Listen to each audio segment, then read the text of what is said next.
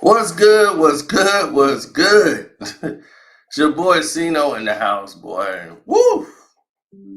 We got another one for you. We got another one for you.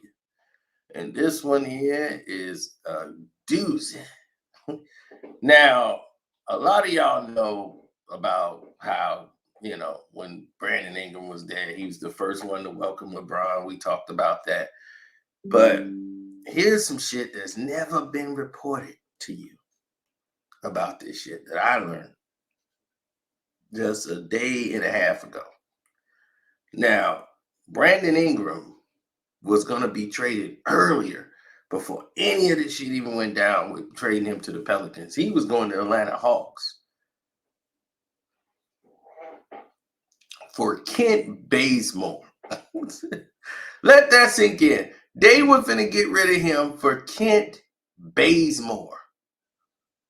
That's how screwed up things was. Now you might be like, damn, that's kind of cold.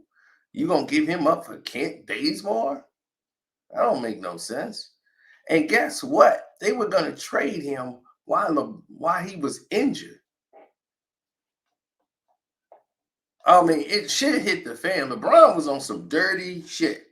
And let me get into the whole gist of why this was happening. See, at this time, Magic was still the GM. He was still the president of operations, even though Rod is making the decisions. So he's saying that he's telling Magic, I don't know, man. We might have to get this, done. And he was like, well, what you need? He's just like, man, I want to play with B. Yeah, he's the second leading scorer on the team, but I just don't think he's mentally ready. He can get taken out the game. So that was LeBron's approach to the situation. His approach was, let's approach it from that angle. So everybody was talking about his play and criticizing Brandon Ingram, saying he looks lost and slow out there on the court. This Stephen A. dumbass, all of them. See, nobody remember all that shit. And the Lakers was actually winning some fucking games. Like they had won, I think about 2 or 3 in a row. Then they lose 2 games, and then they go right back to shitting on Brandon Ingram. So this is right after like Thanksgiving and shit. Brandon Ingram's not in a good mood because LeBron's always coming at him, blaming him, telling him where he should be and shit. And he's like, are you fucking kidding? Like, are you serious right now? Like, nah. So that's not the case. He's trying to explain shit to LeBron, like, you don't know what the fuck you talking about. So as they keep going along, Brandon Ingram is not somebody even saying, okay, my bad, I got it. Unless it's something that's just bad. Then when some shit happened with LeBron, he was like, are you gonna fix that? That's your bad. And when you start calling out LeBron like that, he feel you ain't got stripes to say shit. Now, I didn't know he was gonna be traded for no Kent Bazemore to Atlanta. Bazemore and LeBron is cool for some reason, and I don't even know how that happened, but they cool, some type of way or whatever.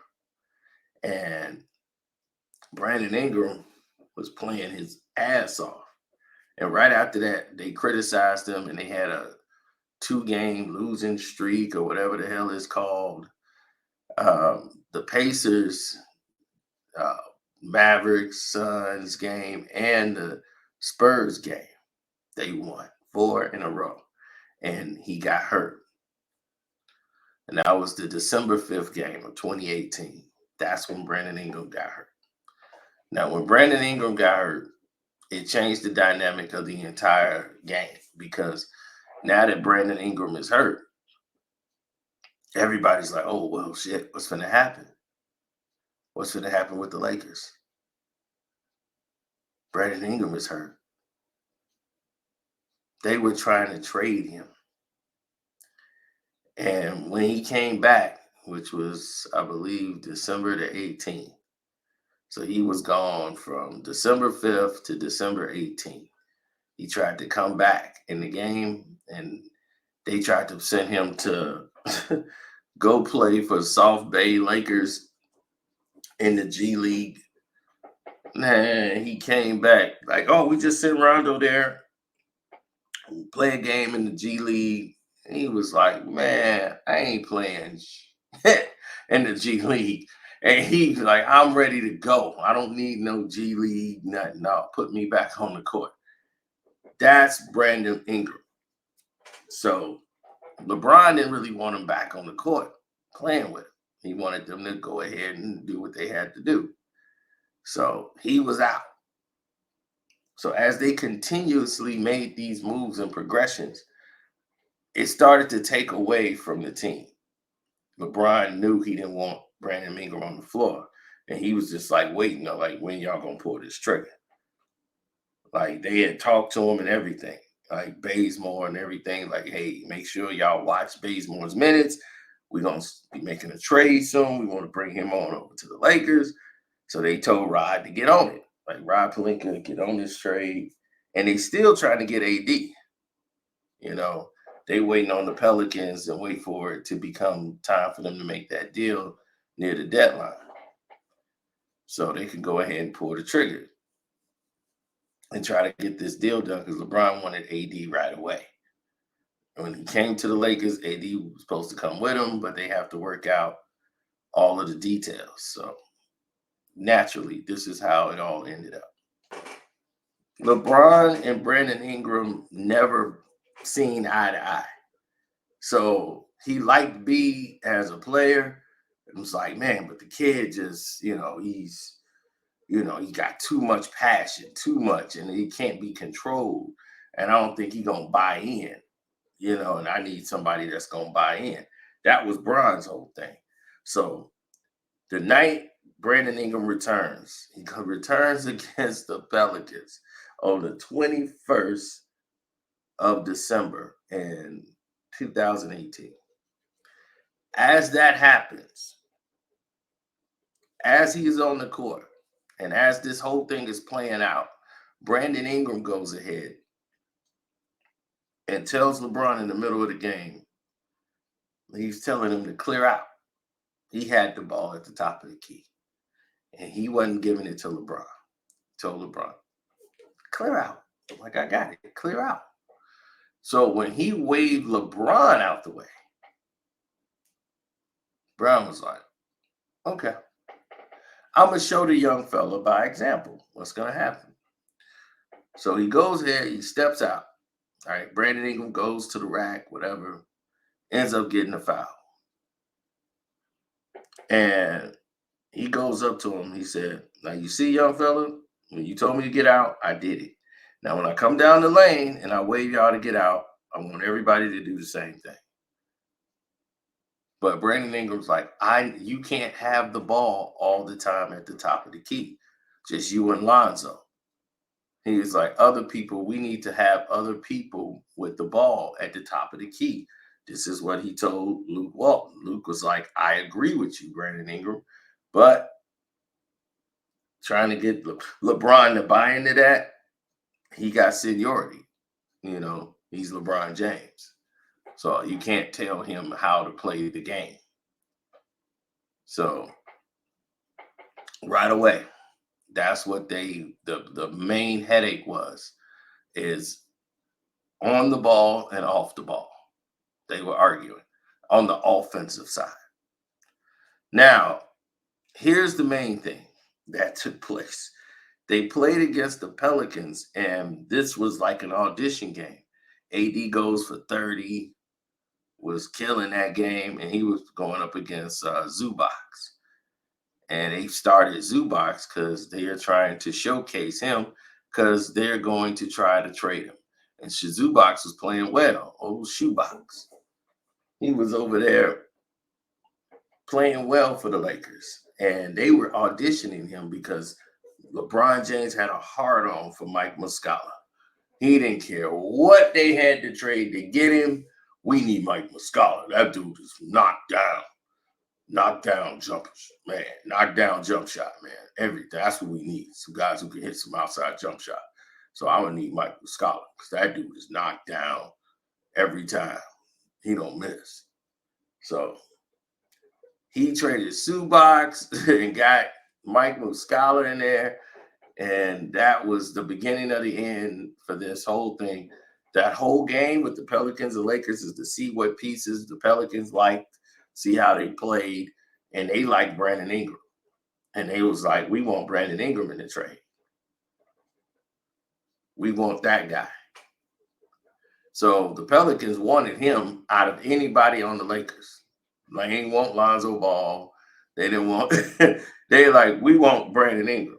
So that's why Rob Pelinka said, I didn't pull the move with Bazemore. It's because, the Pelicans are interested in Brandon Ingram. So to acquire Anthony Davis, we're going to need Brandon Ingram. So that's why. But it's got to be done. This is why he's saying, that's why I'm the GM. I don't need you trying to go and make trades with other teams behind my back or having them contact people. That's not your job. So Magic was like, he right. Oh, LeBron, you got to admit he right. He was like, well, I'm just trying to help out because I don't know what's going on. Y'all don't keep in contact with us. Rich said he ain't heard shit. So Magic was like, oh, man, we got it. Oh, we going to be good, man. After the trade deadline, we going to be rolling. So problems ensued that LeBron was implementing himself a lot more like this was Cleveland and this is the Lakers. A guy that didn't like him is Kurt Rambis. Kurt and Linda Rambis, you probably will never see them around LeBron James. They hate him with a passion. So if you look at the situation of the Los Angeles Lakers and who they are as a team and what they represent, then you will know this isn't the type of team that you're going to be happy with. You pretty much was going to be stuck. So when all the transactions and everything went down, it was clear to see you had a situation in which others just didn't care about seeing everybody. It was just, it's either our way or no other way. That was it.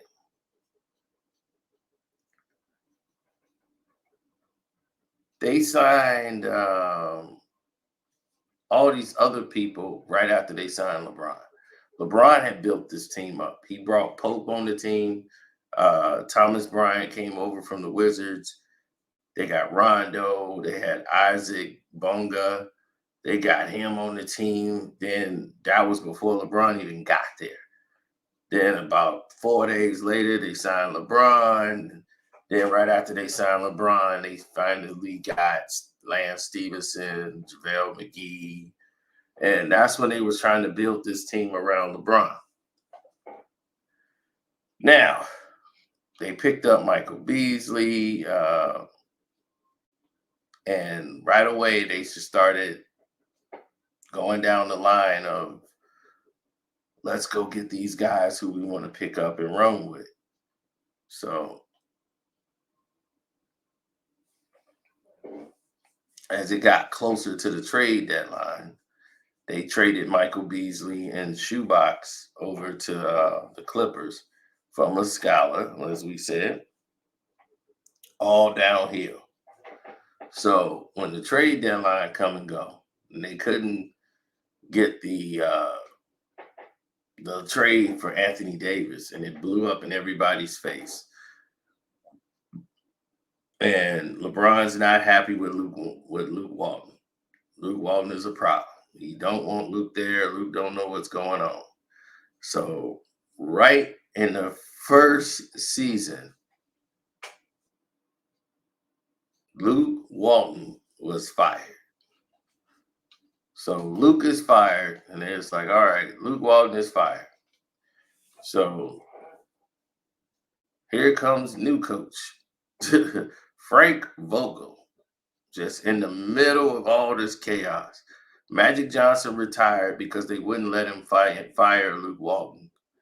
So Luke, Kurt Rambis and Linda Rambis, they got their team in there, and some of them just think like Magic is just like, you're the mascot. Magic is like, I'm nobody's mascot. If I don't have the power, then I don't want the job. So he walks away and resigns as president of basketball operations. And LeBron's like, man, I wish somebody would have told me. I don't know what's going on here now.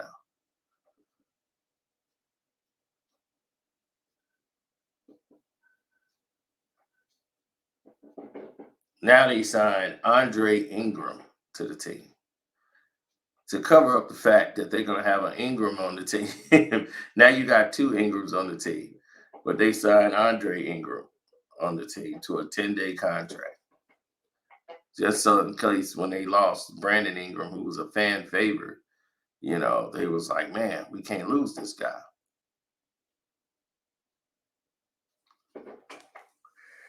So after Magic does his press conference to retire, 3 days later, Luke Walton is removed. They they found that they had to find a job for Luke Walton. They was telling Magic, look, hold on, you just gotta find Luke a job. He's our family member. So they found him a job with the Kings, and everybody mutually parted ways. So everything was going downhill. Y'all know what happened from that point on. They found out about the trade to the New Orleans Pelicans for AD. It had to wait to the off season to get done because of all the problems that was going on with Dale Demps. Dale Demps was removed as the general manager for not getting that deal done and going public and doing what he did. I like to thank Dale Demps because that was a brave move and very prosperous for the team. So thank you, Dale Demps, for saying fuck you to LeBron and the Lakers. You always have my respect for that. Always. So that's what really happened behind the scenes. He was trying to trade Brandon Ingram earlier in the whole fucking process. And they kept this shit a secret for a long time and from everybody else. But that's why the trigger didn't get pulled because the Pelicans had interest in Ingram. And they weren't going to do the trade without him. So I'm out.